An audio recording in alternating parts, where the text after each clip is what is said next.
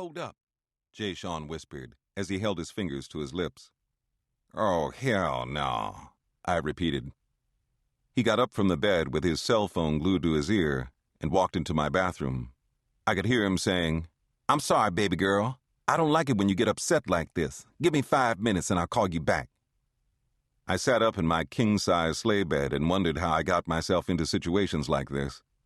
I had just enjoyed a quiet evening with great Chinese takeout, a bottle of Merlot, a blunt, and ended the evening with head-banging sex. I'd fallen asleep wrapped up with a handsome red-bone PTB, pretty tall brother, and was having sweet dreams until they were interrupted by the sound of his cell phone. I ignored the first call and didn't mind when Jay Sean jumped out of bed and took the call in the adjacent bathroom. But then it happened again, and again. Every time I tried to go back to sleep, that fucking cell phone playing rap music like we were in a club woke me up. I'd had enough of this shit. I was even willing to give up the promised wake-up sex session with Jay Sean. It served me right for dealing with another so-called DL brother like Jay Sean. That nigga just wasn't in the closet, he was the closet. All 3 walls and the double-locked door, too. But what choice did I have, since I didn't date sissies or men who define themselves strictly by their sexuality? I'm sorry, Chauncey, Jay Sean said as he walked back into the bedroom, completely nude with a semi-erect penis swinging from side to side. What's going on? I demanded. It was going to take more than a fat dick to calm me down. My girl, you know she be bugging. About what? Thinks I'm up here cheating with another girl. He sat at the edge of the bed and turned toward me as if he were trying to gauge my anger. I thought you told her you were working. I did, but you know bitches. They always think they know something. Trying to catch a nigga in some shit, he said. I think I need to catch the first flight out. I think there's one at 7 a.m. I looked at the digital clock on my DVD player and the time flashed 4:12 a.m. I turned back to Jay Sean and was getting ready to tell him that he needed to catch a taxi because I was not about to get out of my bed at this hour and take his tired ass to the airport when the damn cell phone rang again. Don't answer that, I demanded. I got to, Chauncey, he said. I'll be downstairs trying to get her to chill. Listen, Jay Sean, you need to leave. I don't care where you go, but you need to get your ass up out of here. I'm going to church in a few hours and I need some sleep. I tossed the covers to the floor and got up to take a leak, shaking my head in disgust. While I was in the bathroom, I thought about all the conversations and emails that had led to this evening. Several years ago, I met Jay Sean as I was walking through the lobby of the Ritz-Carlton in Washington, D.C. I was there on a business trip, and Jay Sean was having a drink in the bar.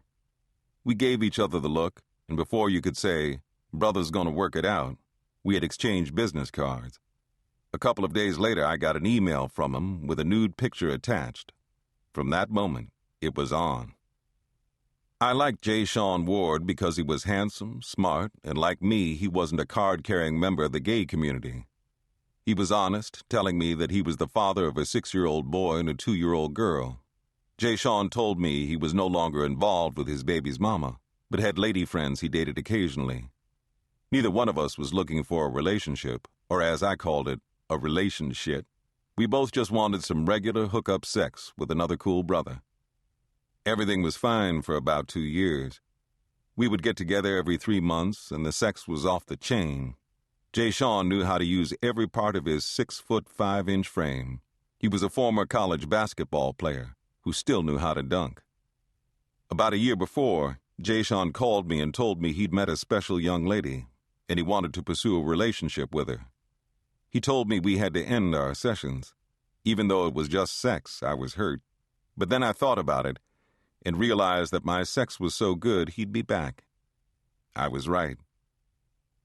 After months of non-communication, I got an email from Jay Sean, supposedly just checking on me. I started not to respond to his simple, "Sup" message, but I did. His next email said, I've been missing my nigga and I got a few new things I need to show you. Since I hadn't found a replacement for him, my plans to make him beg went out the window just like dirty dishwater. Now, only 3 weeks later, he and his loud-ass cell phone had to go. I stomped back into my bedroom and saw Jay Sean in baggy jeans, a black wife-beater t-shirt, and a white do-rag on his head, stuffing a pair of boxers into the small black bag he'd brought. He grabbed his blue shirt, put it on, and began to button it. "I'm really sorry about this, fam, but I need to get on. I can't believe this bitch is tripping like this. But she's asking me all kinds of questions, like what kind of work I'm doing and what hotel I'm staying at, why she can't call me at the hotel and shit." I didn't respond because I didn't want to curse his ass out, but this girl was smarter than the average sister who dealt with down-low bisexual brothers. And if he was so in love with her, why did he keep referring to her as a bitch? Didn't she have a name? But I knew that this was just Jay Sean's way of hanging on to the street boy credibility that he so cherished. Every time we'd finish banging, he always had that guilty, "I'm not going to do this no more" look. "Are you going to run me to the airport?" he asked. "No," I said without looking in his direction. I picked up the covers from the floor and climbed back into bed. "How am I going to get there?" he asked. "You can take MARTA. The station is a couple blocks away. Or you can use your loud-ass cell phone and call a cab. I'm done. See ya." I pulled the covers over my head, welcomed the darkness, and wished someone would create a "no more dumb mofo" vaccine. A few minutes later, I heard my front door slam shut.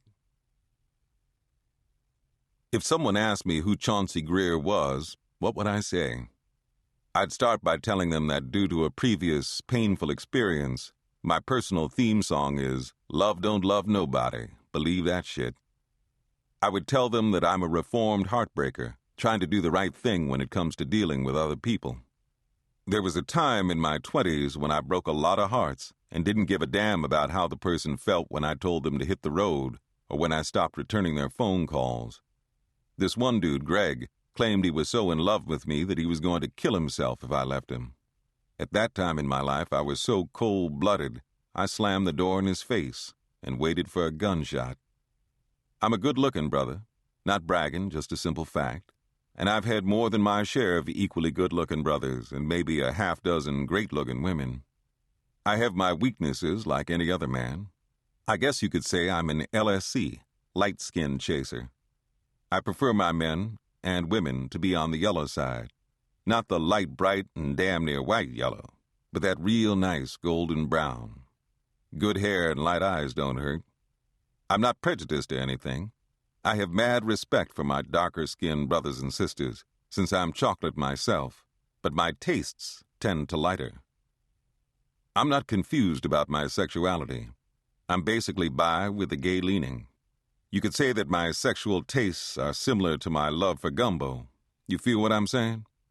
Sometimes I like a little sausage, other times a bit of shrimp, and every now and then I get a taste for fish. But today, with so many people talking about down low this and down low that, it's too much of a hassle dating women because they ask too many damn questions. I still find myself attracted to women, but I don't like to lie. I can save that sin for something else, like cussing out Jay Sean.